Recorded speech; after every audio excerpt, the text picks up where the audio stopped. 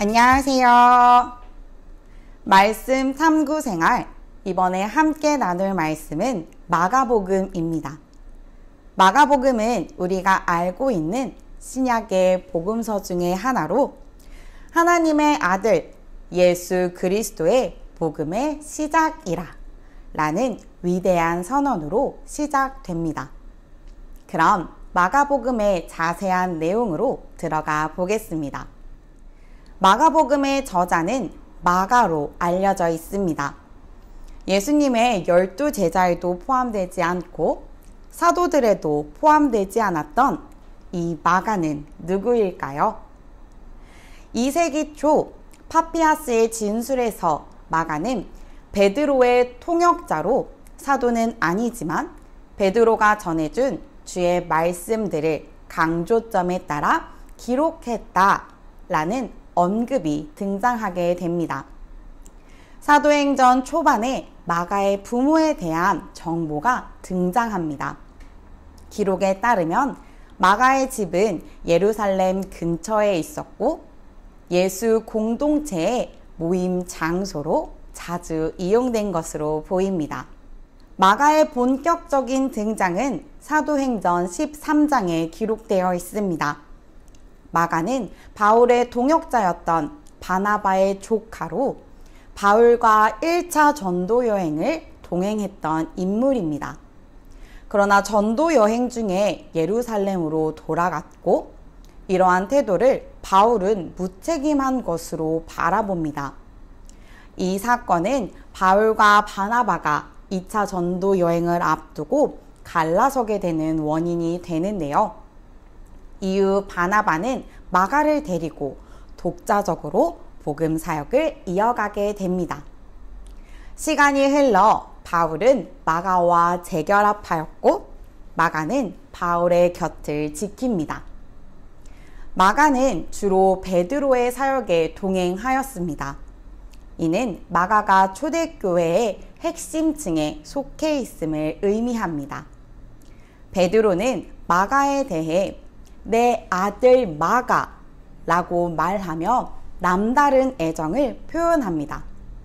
이는 개인적인 친분 뿐만 아니라 베드로의 사역적인 차원에서 마가의 중요한 역할을 나타내기도 합니다.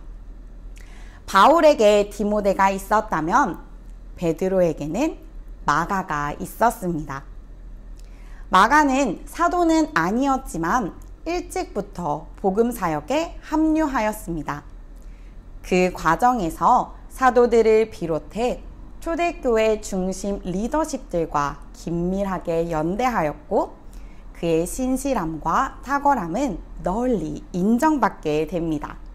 마가복음의 기록 장소는 베드로의 기록을 통해 알 수 있습니다. 베드로는 베드로전서의 말씀에서 바벨론에 있는 교회에 있는 내 아들 마가라는 기록을 통해 60년대 초중반 마가가 바벨론, 즉 로마에 있었던 것을 알 수 있습니다. 60년대 중후반, 아마도 로마의 핍박이 한창이던 시절, 특별히 베드로의 순교 전후로 기록 시기를 예상하고 있습니다. 마가복음의 중심 주제는 하나님 나라, 그리고 그 나라로 부름받은 제자 공동체를 꼽을 수 있습니다. 마가는 거대한 예수님의 이야기를 최대한 사실적으로 설득력 있게 공동체의 신앙을 위해 기록하였습니다. 마가복음 1장 1절은 저자가 무엇을 쓰려고 하는지 보여줍니다. 하나님의 아들 예수 그리스도의 복음의 시작이라. 마가는 하나님의 아들 예수 그리스도에 대한 복음을 쓰고자 했습니다. 마가는 환난과 핍박 가운데 있는 기독교 공동체에게 예수가 진정으로 누구이며 그가 오심으로 하나님의 나라의 도래가 어떻게 이루어졌는가에 대해 말하고자 하였습니다.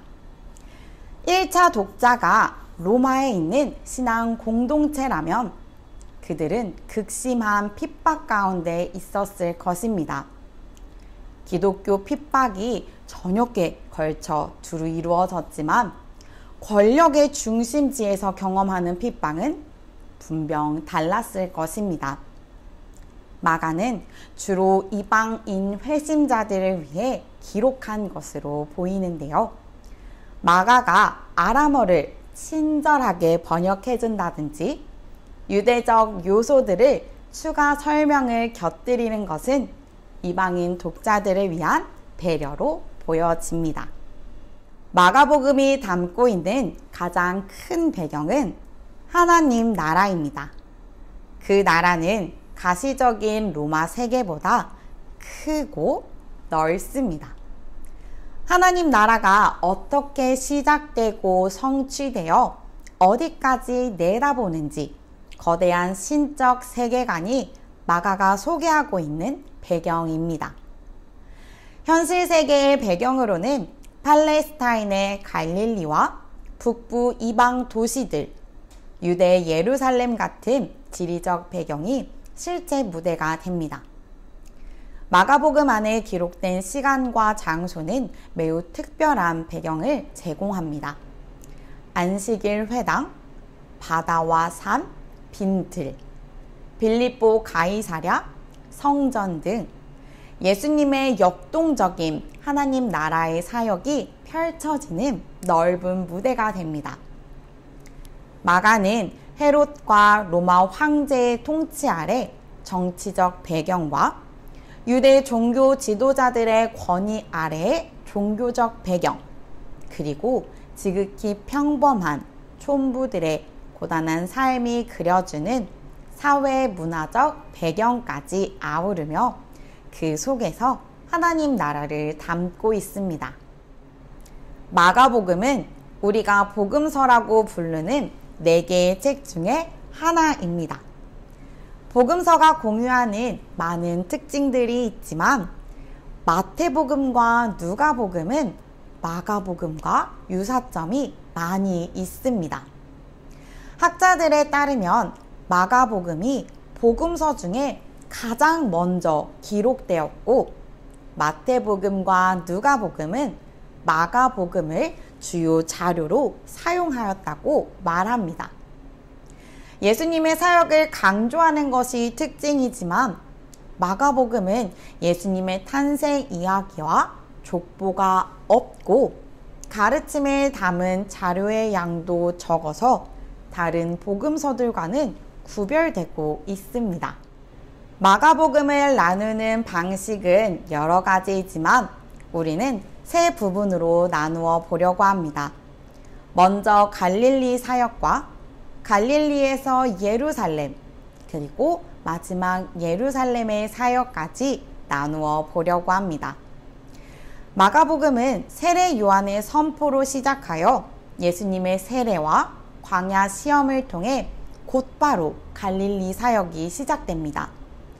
치유와 기적, 가르침을 통해 하나님의 나라를 전파하시고 제자들을 부르셔서 하나님 나라 사역에 동참하게 하십니다.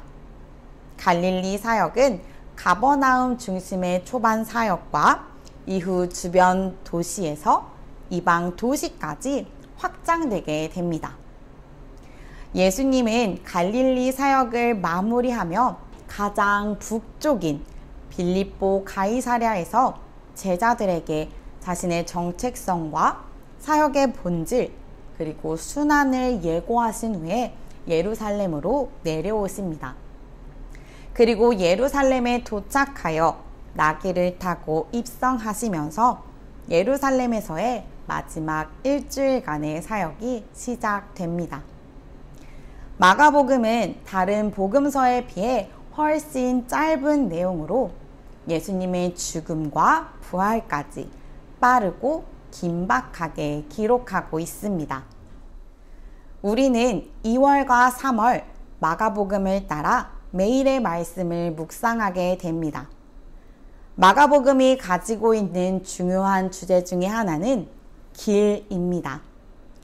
예수님께서 갈릴리에서 시작하여 예루살렘까지 걸어오신 그 길, 그리고 제자들에게 요구하신 그 길. 예수님께서 걸어가신 십자가의 길. 마가복음은 제자들로 하여금 예수 그리스도의 고난의 길을 따라 걸을 것을 촉구합니다. 예수님은 제자들이 자신의 인격과 행위를 바로 알고 자신이 걸은 길을 제자들도 따라 걷기를 바라셨습니다. 예수님은 마가복음 8장 34절에서 분명히 말씀하셨습니다. 무리와 제자들을 불러 이르시되 누구든지 나를 따라오려거든 자기를 부인하고 자기 십자가를 지고 나를 따를 것이니라. 아멘.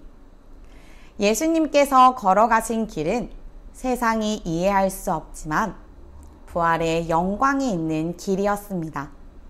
그리고 제자들에게 그 길을 걸으라 말씀하시며 오늘 우리에게도 그 길을 따르라고 말씀하십니다.